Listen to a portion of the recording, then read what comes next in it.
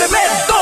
DTX 500. Epektibo nga suplemento sa pagtapna sa mga balatian kasubong sang diabetes, arthritis, hypertension, kidney failure o kung sakit sa bato, cancer, cyst o kung tumor, kag madamo pa nga iban. DTX 500. Mabakal sa Klinika de Alternativo Medicina and Wellness Center ni Dr. Ramil Uy sa kilid sang Robinson's Haro. DTX 500. Ang health mo, protektado! DTX Coffee Mix, kape nga detoxify sang lawas. DTX Coffee Mix, DTX Coffee Mix, DTX Coffee Mix, ang healthy coffee para sa tanan. DTX Coffee Mix, DTX Coffee Mix, DTX Coffee Mix, kape nga detoxify sang lawas. DTX Coffee Mix, DTX Coffee Mix, DTX Coffee Mix, ang healthy coffee para sa tanan. DTX Coffee Mix na detoxify, namuling mapaniwang kay tutong at kay inday. DTX Coffee Mix lawas na tinuan, diabetes ligawan. O magkape na ta, DTX Coffee na. DTX Coffee Mix, nakakape ka na, nakadetox ka ba? Pag may tisi para aron mo apti ka. Pag may tisi mo, tungod ang may tisi puno sa vitamina. Pag may tisi mo, barato na o epektibo pa. Tungod ang may tisi, alkaline vitamin C, mulawas apti pirmi, dili nakakapuyon. Tungod sa may tisi, Mighty C, ang alkaline nga vitamin C. Spore Biotics, ang fortified probiotics. May 80 billion CFU sang good bacteria. Spore Biotics, gabulig sa pagtapna sang gagaw ng H. pylori nga nagatuga sang ulcer. Magklinika, Spore Biotics ka. Gasakit ang tiyan, mag-Spore Biotics. Kabutod-butod ang tiyan at hindi matunawan, mag-Spore Biotics. Gabulig sa pagpanami sang digestion, nagpagkakas sang toxins sa bituka para healthy ang tiyan. Magklinika, Spore Biotics. Ginapakilala ang bago nga produkto sa merkado para sa aton kabataan. Memory Advanced Syrup. Ini ay isa ka neurobiotic syrup nga nagabulig sa paglimpyo sa mga nagahalit sa panghunahuna sang aton kabataan. Nagabulig kayo sang neurological disorder. Nagabulig improve sang ila panghunahuna. Naga-increase sang serotonin. Kag para mapabili ng healthy brain alertness and presence of mind sa school sang ating kabataan, i-Memory Advanced yan. Memory Advanced Syrup. Mabakal sa mga butika. Sa mga suki namon sa Klinika de Alternativo Medicina and Wellness Center ni Doc Ramil Uy. Good news! Good news! Sarang na kamo makapakonsulta sang libre. Libre? Libre! Wow! Yari ang mga masunod nga schedule sang consultation sa Pasay City Branch. Kada Lunes kag Huwebes, alas 9 sa aga hasta alas 3 sa hapon sa Salvacion Street Corner, Apan Street, Barangay Poblacion, Ilawod, Pasay City. Sa Kalinog Branch, kada Martes, Miyerkules, Huwebes, Biyernes kag Domingo, alas 8 sa aga hasta alas 5 sang hapon sa Costmart Kalinog. Sa Miagao Branch, kada Domingo kag Martes, alas 9 sa aga hasta alas 3 sa hapon sa Orbe Street, Baybay Norte, Miagao. Kag sa Iloilo City, kada Lunes, Martes, Miyerkules kag Biyernes, alas 8 sa aga hasta alas 3 sa hapon sa E. Lopez Street sa kilid sang Robinson's Haro. Ikaayong lawas halungan halin sa Klinika de Alternativo Medicina and Wellness Center ni Dr. Ramil Uy. Dali ka mga langaw! Ari na ang paborito nato niya ilaw! Oh, hindi! Nga, perme lang ako ginalangawan! Klinika Deo Fresh. Say goodbye sa body odor, say hi sa freshness. May virgin coconut oil, nagatap na sa mikrobyo nga kapagbaho sang ilo. Klinika Deo Fresh. A natural deodorant nga nagalast up to 48 hours. Sa Klinika Deo Fresh, fresh na fresh sa bango, fresh na fresh sa feeling. Klinika Deo Fresh. Bili na sa Klinika de Alternativo Medicina and Wellness Center. Day, bati ko damo ka na admirer, subong. Amo giniya, day! Basta naka-DTX Beauty Soap, Diba? Dumduman mo sang lalaki ka pa. Madamo alap-ap kag punggod ang imo, guya. Oy, hipos na gani, ha? Awayon pa kakaroon! DTX Beauty Soap. All natural at gentle sa balat. Nakakakinis at nakakalinis. Bakal na sa Klinika de Alternativo Medicina and Wellness Center. K5. News FM. Championing the lives of the Filipino.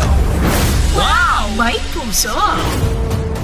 The official overall #1 station in Iloilo City. K5 News FM. Iloilo 88.7.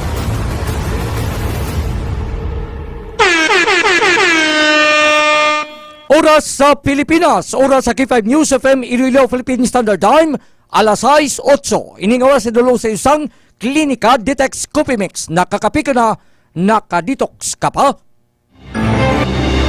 Kahit saan, kahit kailan, ang pinapakinggan. K5 News FM. Number one. Ang himpilan ng sambayanan. K5 News FM. Championing the lives of the Filipino. K5 News FM. Championing the lives of the Filipino. May puso!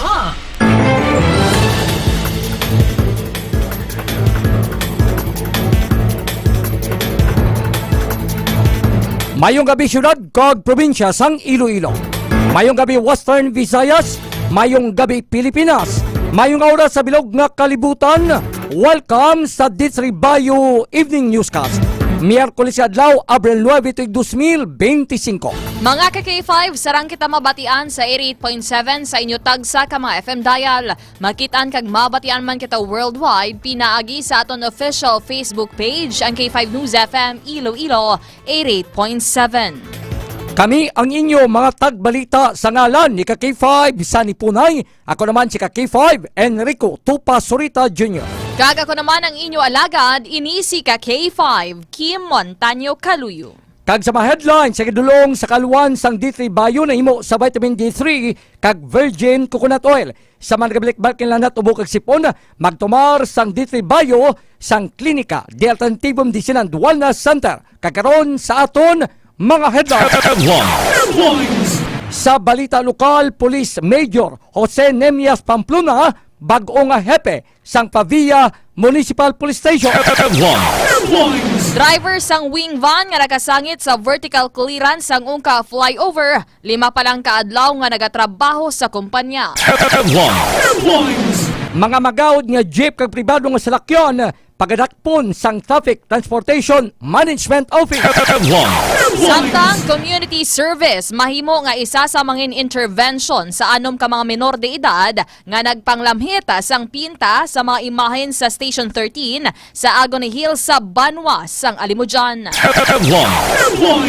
Sa balita nasyonal, Pangulong Bongbong Marcos nagapanawagan sang sinsiro nga pagserbisyo kag paghalad sang kaugalingon sa pungsod sa pagselebrar sang Araw ng Kagitingan. Sa dugang nga balita national, hearing sang House Tricom, himuon nga ebidensya ni Roque para sa iya asylum o kon asylum bid sa Netherlands. Sa balita international, United Nations ginakabig na nga killing fields ang Gaza. Sa aton balita sa patag sang sports, Pinoy boxer nga si Esneth Domingo handa na sa rematch kay Limura. Sa balita entertainment, Tom Cruise balik sa Cannes Film Festival para sa bago nga pelikula. Alas 6:11 na batihan ang ato sa mga headlines. Kag sa balita na sa ato sa mga balita, una kita sa balita lokal. Balitang lokal. Ang mga balita lokal nga inyo mabatian na dulong sa inyo sang DTX 500, the superior antioxidant. Nangin epektibo ang order sa pagpungko ni Police Major Jose Nemias Pamplona bilang hepe sang Pavia Municipal Police Station sang Abril 7. Ini ang ginkonfirmar ni Police Lieutenant Gabriel Manguera, ang Deputy Chief of Police sang nasamit nga police station sa pagpakigangot sang K5 News FM Iloilo. Kon madumduman si Police Major Dadji de Lima, ang nangin caretaker sang Pavia MPS, matapos nga na-relieve si Police Major Harold Rindora bangod sa reklamo ni Land Transportation Office 6 Regional Director Attorney Gaudiusoy Dospan II nga wala ginaktuhan ang pagpamawag sa kabuhi sa gilutang patay nga stay-in driver sang iya ti ayon. Si Police Major De Lima nagapabilin nga chief sang Provincial Drug Enforcement Unit samtang si Police Captain Chodor Roosevelt B. Saboy ang nagtalos ka Pamplona bilang hepe sa Sara Municipal Police Station. Sa dugang nga balita lokal, nagakadapat nga magsunod o kung mangin compliant ang mga motorista sa mga ginadumilian nga maglabay sa ungka flyover para sa kaugalingon nga safety kag sang iban pa nga nagausar o kung nagagamit sang flyover. Sunod kay Police Lieutenant Gabriel Manguera, ang Deputy Chief of Police ng Pavia Municipal Police Station. May signage man nga nabutang sa vertical clearance kung ano ang hindi pwede nga maglabay diri. Nahibaluan nga ginadumilian nga maglabay sa nasambit nga flyover amo ang dump trucks, transit mixers, wing van, trailer trucks, motorsiklo, tricycle, bisikleta kag e-bike. Kung madumduman, nagbayad sang tiga 100,000 pesos ang kumpanya sang bus unit kag magabayad naman ang wing van o kung ang kumpanya sang siring wing van nga nakasangit sa vertical clearance para sa pagpakayo sini sang balorman nga 100,000 pesos. Sa kangot nga balita, bag-uhanon pa lang sa ginaubrahan nga kumpanyang driver sang wing van nga nakasangit sa vertical clearance sang ungka flyover sa barangay Ungka Pavia, Iloilo, alas 6:30 kaina sang aga, Abril 9. Sa interview sang K5 News FM Iloilo kay Police Lieutenant Gabriel Manguera, ang Deputy Chief of Police sang Pavia Municipal Police Station, iyag ipahayag nga 5 pa lang kaadlaw nga nagabiyay sa nasambit ng wing van ng driver nga si alias June, 39 anyos kag taga Cebu. Dugang pa niya posibleng nakitaan man sini ang signage sa diin na lista nga dumlian niya maglabay apang gindiretso na lang sini bangod wala sa nagabantay. Gin-impound ang salakyan kag nagapasalig naman ang kumpanya magbayad sang 100,000 pesos agon mapakayo ang vertical clearance. Natumod man nga expired ang OR kag CR sa nasambit sini nga salakyan. Sa piyak nga bahin, tutukan sa karon sang Iloilo City Traffic and Transportation Management Office sa TTMO ang mga jeep kag pribado nga salakyan nga may magahod nga tambutso. Sunod pa kay TTMO head nga si Oldarco Garbanzos, magluwas sa mga motorsiklo, pagadakpon man kag i-confiscate ang tambutso sa mga jeep amuman sa mga pribado nga salakyan nga tuman kagahod. Dugang pa ni Garbanzos, naghagan-hagan na ang problema sa mga modified muffler sa syudad, apang nagamat-amat naman ini nga nagabalik kag madamo na ang nagareklamo sa ila. Sa kabugusan, yara na sa masobras 10 o kon 70 ang ila na kumpeskar nga modified mufflers diri sa syudad sang Iloilo.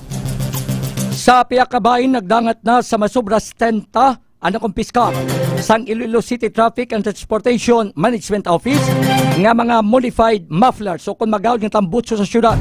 Sunok kay TTMO Head Oldarco Garbanzos, gimpahayag sining madamo na sila sa mareklamo tuhoy sa mga magawad nga motor amuman ang mga traditional jeepney kamar pribado nga salakyan. Dugang pa ni Garbanzos karon ilaman tutukan ang pagpanakop sa mga magawad ka nga traditional jeepney kag mga pribado nga salakyan, hindi lang mga motor. Naibaluan nga sa tinalikdan nagmando si Mayor Jer Petreñas nga pabaskoron ang kampanya sang syudad batok sa modified mufflers. Samtang gin-turnover sang Alimudjan Municipal Police Station ang anom ka mga pamatanon o kon minor de edad nga nagpanglamhit sang pinta sa mga imahen sang Santos sa Station 13 sang Agony Hills sa Municipal Social Welfare and Development Office sa Banwa sang Alimudjan. Sa interview sang K5 News FM Iloilo kay Police Captain Marion Asparo, ang hepe sang Alimudjan Municipal Police Station, lunsay mga minor kag nagapang-idaron sang 14 anyos ang mga kabataan kag residente man sang Amunga Banwa. Nakigsugilano naman ang alkalde, Alimudjan Municipal Police Station kag mga social workers sang MSWDO sang Banwa sa mga konsekwensya nga pag-aatubangon sa mga minor de edad. Sa karon napintahan na sang bago ang mga imahen kag handa na para sa sini nga palaabuton nga Holy Week. Alas 6:16 sa kangot nga balita, isa sa mga intervention sa anong kamaminor nga naglamit sang pinta sa maimahin sang Santos sa Station 13 sang Agony Hill sa Banwa sang Lamudjan amo ang community service. Iniapayag ni Captain Marion Asparo, ang hepe sang Lamudjan Municipal Police Station, sa interview sang K5 News FM Iloilo. Dugang pa ni Police Captain Asparo, pagapalimpyuhan o kon pakuliktahon sang basura ang mga kabataan. Lakip nang ilaginikanan sang basura gikan sa Station 1 tubtob Station 14 bilang isa sa mga konsekwensya sa ilang ginhimo nga akto. Naitala na naman sa adlaw sang Sabado kung Domingo ang sambitan nga community service. Agod nga wala sang klase ang mga kabataan. Naibloan niya dakabig ang Agun Hills nga isa ka tourist spot sa Iloilo. Ilabi sa tion sang Semana Santa ganit nagakadapat nga halungan ka mapabilin ang katahom kag kalimpyo sang lugar sulo sa nasambit nga hepe. Sa pinakaurihi nga balitang lokal, ginbawian sang kabuhi si Arlie Espino, 46 anyos nga mangunguma, matapos ginbuno sang kasimaryo nga si Richard Laliego, 45 anyos sa ilaman mismo lugar sa barangay Tula-Tulaan sa Banwasang Dingle, Iloilo, alas 9:20 sang gabi, Abril 8. Sa interview sang K5 News FM Iloilo kay Police Captain Alwin Salmon, ang hepe sang Dingle MPS, ginpahayag sini nga halin sa ilim na ng sospek kag sakay sa motorsiklo sang nasugata ang biktima nga nagalakat-lakat sa dalan malapit gid lamang sa Ilabalay. Dugang pa, nag-istoryahanay ang mga ini tungod personal man niya kilalahay, apang tungod sa kahulogbon may nagluntad nga pagbinaisay. Kasunod sang nasambit nga komosyon o kung kasunod sang nagluntad nga komosyon, nagabot ang sospek sang pinuti o kung patalom kaginbuno sa tiyan ang biktima. Suno kay Salmon, gindala pa sa ospital si Espino, apang gindeklarar ini nga dead on arrival. Wala naman nakapalagyo pa ang sospek nga yara sa karon sa kustodiya sang Dingle MPS kag magapangatubang naman ang isang kaso nga homicide. Alas 6:19 nabatian ang detalye sa balita lokal. Kakaroon nato mga detalye sa balita nasyonal. Balitang National. Balitang National. Ang mga balita nasyonal ninyo batian na duluong sa inyo sang May Tisig. Kung gusto mong healthy, inom ikaw sang May Tisig. Nagapalawagan sa mga Pinoy si President Ferdinand Bongbong Marcos Jr. nga sundon bilang isa kalimbawa ang mga baganihan kagipakigbato ang bataan kadungan sa pagdumdum sa ika-83 anibersaryo sang Day of Valor o kun araw ng kagitingan. Sa isa kapahayag ginhambal ni Marcos nga ang Valor ang hindi lang tuhoy sa kusog kag pagpamatod sa pagatubang sang adversity amuman sa gamay nga akto sang compassion, generosity kag kindness. Gipahayag man sining ang istorya sa mga baganihan sa bataan ang padayon ni makahatag inspirasyon sa mga Pinoy sa ila pagpatuman sa ila trabahong magprotekta kag pagtukod sang pungsod nga takos ang ila sakripisyo. Gipanguna naman ni Marcos ang wreath-laying ceremony sa Dambanan Kagitingan sa Mount Samat National Shrine sa Pilar, Bataan, Kaina, sang aga. Sa dugang balita national, nag-abot na sa Pilipinas ang bagong guided missile corvette class warship gikan sa South Korea nga may advanced weapons kag radar systems. Ang 3,200 katonelada nga warship nga ginatawag nga BRP Miguel Malvar amo ang isa sa duwa ka corvette class warships nga bahin sa kasugtanan sang Pilipinas kag South Korea sang tuig 2021 o kon sang 2021. Ang ngalan sang unang corvette ang gikan sa revolusyonaryo nga general sang Pilipinas kag bagani nga si Miguel Malvar. Samtang ang sister ship naman siri nga BRP Diego Silang ang formal nga gin-launch sa Ulsan, South Korea sang nakaligad nga bulan apang natalana pa lang ini nga dalon sa pungsod Pilipinas. Ang pag-abot naman sang bago nga warship sang Pilipinas amo ang piragi sa padayon nga komprontasyon sa tunga sa mga barko sang Pilipinas kag China sa West Philippine Sea o kon WPS. Sa dulo pagdaton nga balita nasyonal, himuon nga ebidensya ni anay presidential spokesman Attorney Harry Roque ang gipatigayon nga hearing sang House Tri-Committee sa asylum bid sa Netherlands. Ginpatigayon ni Attorney Roque ang payag si isa ka live stream kaupod ang vlogger nga si Maharlika kasunod sa nagapadayon nga hearing sang committee may kangtanan sa gapalapta sang fake news online sang Martes, Abril 8. Sa nasambitan nga hearing ginatudlo sang vlogger nga si Peebles Kunanan nga ginatawag man nga Peebles Talakera. Ang anay presidential spokesman nga ini ang ginatudlo leader sa galapta nga full boron video nga nagapakita sa ginapahayag pagsuyop ni President Bongbong Marcos Jr. sang iligal nga druga. Pasalamatan man ni Atty. Roque ang committee kag sikunanan bagod mayara nini sang iya ebidensya nga gamiton agud mapasilite ang iya asylum application. Sa aton pinakaulihing nga balita national, ginmando ni Senate Committee on Basic Education Chairman nga si Senator Sherwin Gatchalian sa Department of Education o DepEd nga dapat na nga itudlo na sa mga estudyante ang good manners and right conduct o kon GMRC o kun ibalik na ini. Ginpatigayon ang nasambitan nga pahayag sa ginhiwat nga Senate inquiry angot sa nagadamo nga insidente sang bullying kag pila pagid ka mga isyu may kaangtanan sa mga kabataan sa sulod sang eskwelahan. Dugang pa sini importante ang nasambitan nga pagtudlo sang GMRC agud mahibaluan sang estudyante nga sala ang pagpangbuli. Nakigangot naman ang senador sa Department of Education agud mas mapasangkad pa ang away o kun kampanya batok sa bullying sa sulod sa mga eskwelahan diri sa pungsod Pilipinas. Alas 6:22 na batian ang detalye sa balita nasyonal. Kay karon sa naton ang mga detalye sa balita internasyonal. Balita International. Ang mga balita internasyonal nga inyo batian na duluong sa inyong sang DTX Beauty Soap para sa mamis. Kamaputi sing nga panit, magamit kita sang DTX Beauty Soap sa ato sining nga pagpaligo. Ginakabig na sang United Nations ang Gaza bilang isa ka killing field. Ginpahayag ni United Nations Secretary General Antonio Guterres na ilaman ginabasol ang Israel bangod sa pagpamalabag sa mabulig na paslawan sila nga mahatag ang kinahanglan sa mga residente sa Gaza. Masubra isa na kabulan nga wala ginpanugutan sang Israel Defense Forces ang mga truck sang UN may dala nga bulong kag pagkaon. Nasambitan sa Geneva Convention nga obligasyon sa mga nagaokupa nga pasiguro nga mayara sang bastante nga pagkaon kag bulong ang malugar nga sakop sini. Madomduman nga nagpatigayon sang pila ka mga airstrike ang Israel sa Gaza agud gilayon mahilway ang Hamas ang tanan nga bihag.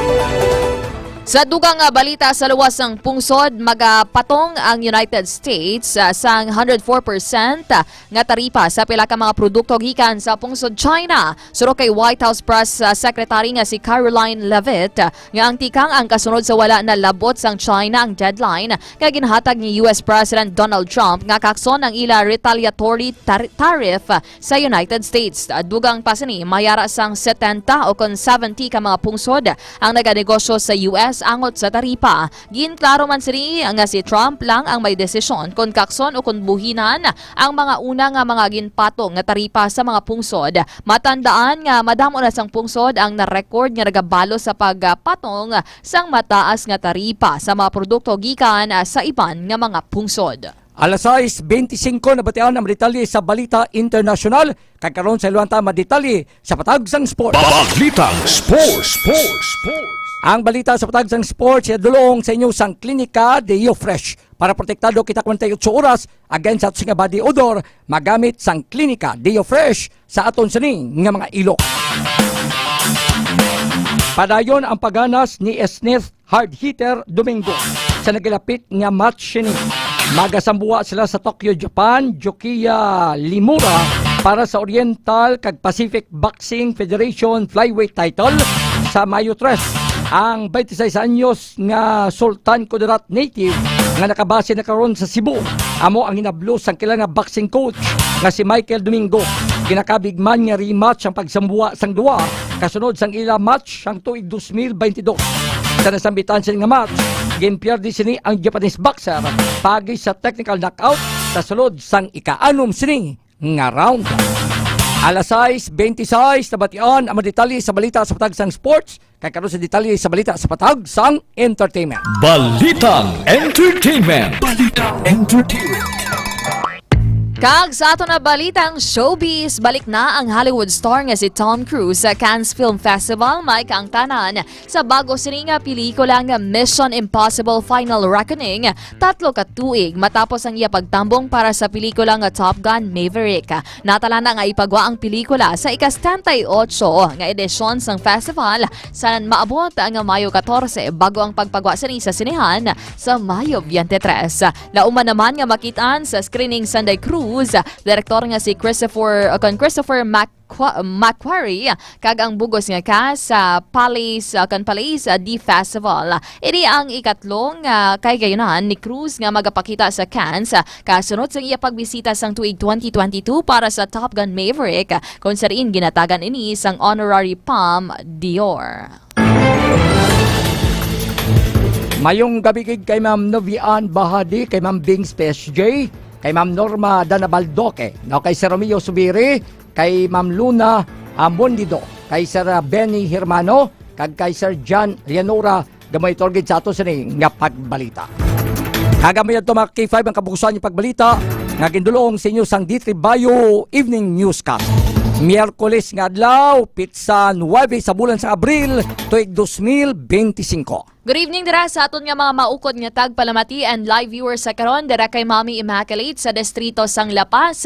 Sa aton dira nga Western Visayas Transport Cooperative akong WVTC patrollers kay Mr. Boyet Parcon, dira sang ilang chairman, and of course kay Mr. Hali Alcarde, mga ka-K5 ang nila general manager, kag sa mga personnel dira sang St. Jude's Pizza sa may syudad sang Pasig. And of course aton nga mobile taxi patrollers nga nagalibot-libot diri sa syudad kag probinsya sang Iloilo, kag sa aton sa ring K5 Iloilo Solid Supporters Chapter 1 and Chapter 2. Mga ka-K5, padayon kamo nga mag-like, mag-follow kag share sa amon official social media pages, ang K5 News FM Iloilo 88.7 kag K5 News FM Iloilo 88.7 digital.